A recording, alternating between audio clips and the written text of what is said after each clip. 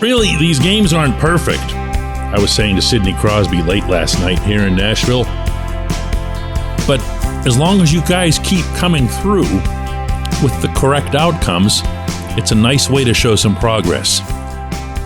To which Sid responded, exactly.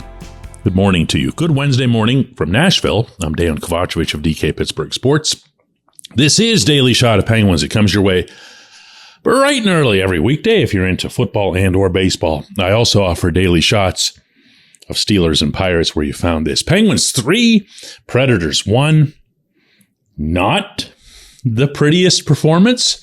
Certainly not in the first period. As Brian Rust said to me afterward, anytime you give up a breakaway in the first 10 seconds, you're not off to a great start. Can't argue with that, right? Eventually, the Penguins found their legs. They started moving the puck very quickly and very efficiently, which, as any coach at any level of the world's fastest game will tell you, is the best way to generate speed, way more than with your skates. And they started to take it to Nashville, and they started peppering UC Saros. And eventually, with Sid's breakaway goal in the third period, really nice shot under the blocker arm, they were able to break through. Jason Zucker scores with a little more than a minute left to give the Penguins a lead, and then Rust finishes it off with a really nice empty net goal. Tristan Jarry, I thought, was outstanding, 24 saves.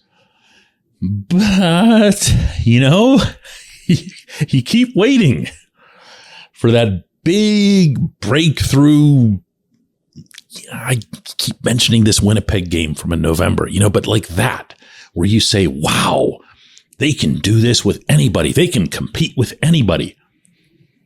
And then along comes a first period like that when they need the 2 points. Not that they want, not that they'd prefer. They need these 2 points. And the other side had just traded a treasured defenseman in Matthias Ekholm an hour before faceoff. Should have been deflated. They've traded a bunch of guys the Predators have. They still have talent, as you saw. They still have goaltending, as you saw. But they really should have been bummed out, and they definitely should not have looked like the more energetic side through the first 20 minutes and change. But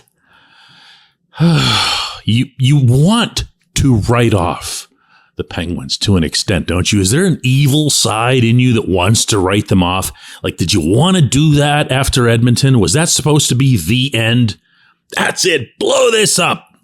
I'm all done with this. I got a ton of it, by the way. Ton of that kind of feedback. But they don't let you. They don't let you. They dominated in St. Louis, and even then they blew a late lead. But they won.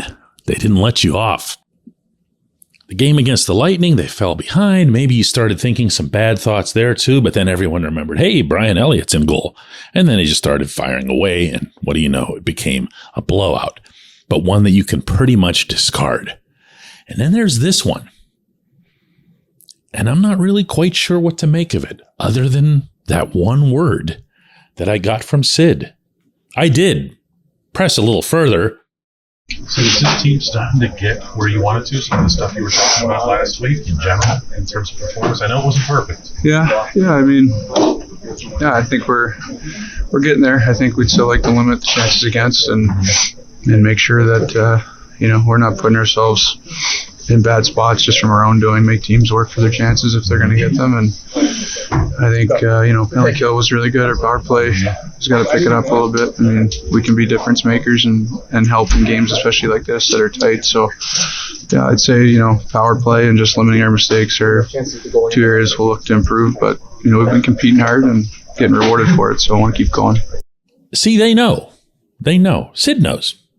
Everybody in there knows that this isn't it. They're not there yet.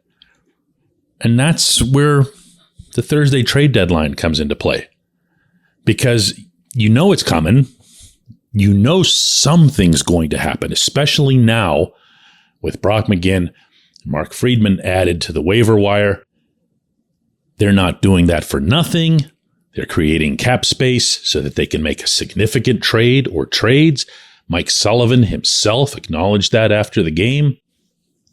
But you can't help but wonder how much they need, because nobody in their right mind could look at this team right now, even as it's winning, even as they've won 3 in a row, and say to themselves, oh yeah, man, they're just one player away. They are right there on the precipice.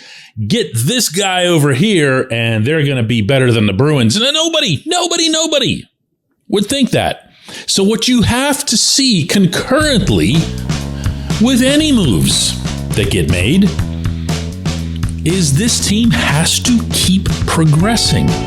And as long as they are progressing, hey, might as well stabilize the standings a little bit. When we come back, J1Q. This segment of Daily Shot is brought to you by Family Table, a local company that brings delicious food to busy families in our area. They offer family-style complete meals or a la carte items like lean proteins, perfect for muscle building and weight loss. They're delivered straight to your door. These meals only need to be reheated. No prep, no mess. If you're not local, gift cards are available for your Pittsburgh-based family and friends. Go to FamilyTablePGH.com and use the code DK20 to get 20% off and free delivery on your first order. Again, that's FamilyTablePGH.com. The code is DK20 to get 20% off.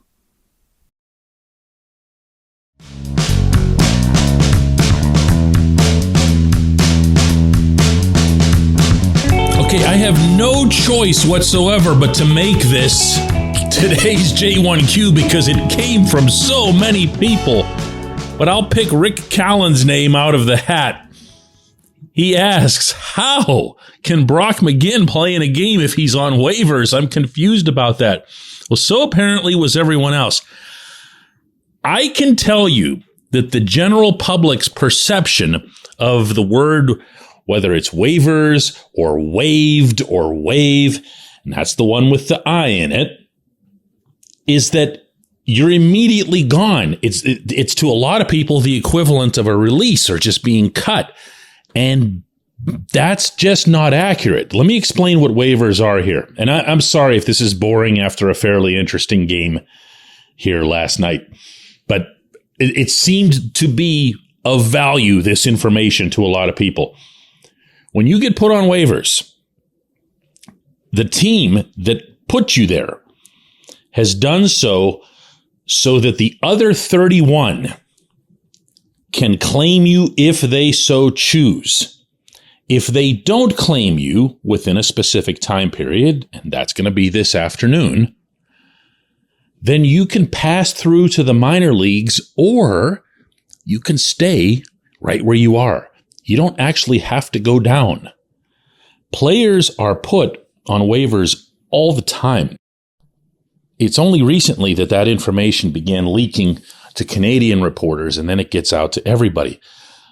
So it's not as common as it used to be, but it still happens a ton. And you'll notice that only a fraction of the players who get put on waivers actually end up getting moved somewhere. Well, in this case, it was a pretty high-profile placement, not because McGinn is some great player or whatever, but because the Penguins are a high-profile team that's looking for solutions to try to get themselves back into contention. So here's how this works. McGinn remains property of the Penguins. Obviously, he played. Mark Friedman also was placed on waivers. He didn't play, but that's because he's coming off an injury. I saw him outside the locker room after the game. He didn't go anywhere either. The Penguins don't lose that player's rights unless someone claims him.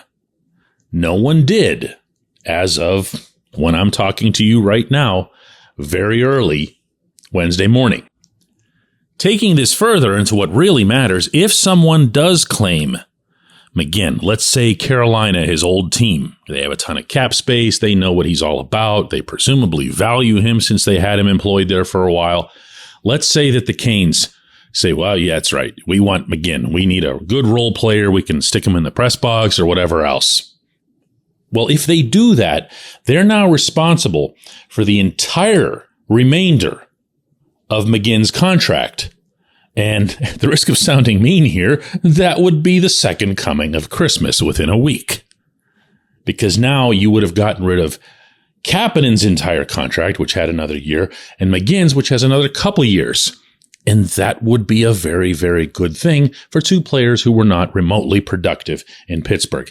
If McGinn passes through waivers and the Penguins decide to send him to Wilkes-Barre Scranton, they would save $1.1 million on the cap this year. And that would, when you couple it with the savings from Kapanen and what petty amount they had before that, would put them at around close to $4 million in cap space, because you'd also have to presume that Friedman would go through. If you have $4 million in available cap space heading into a deadline, you can pretty much get who you want. The other side is going to have to do some creative things in terms of maybe cutting some of the money off, cutting some of the cap space off on their end. Maybe they take another player off your hands if you throw in the right amount of draft picks or the right level of draft picks. Penguins don't really have prospects to give up, so we're almost certainly talking about draft picks. But you've got the cap space. That's why this was done, and that's why he played. And here's hoping no one at any level of this organization was influenced even slightly by what was a pretty nice performance by McGinn in one game. I appreciate the question. I appreciate everyone listening to Daily Shot of Penguins. We'll do another one of these tomorrow from Tampa, Florida.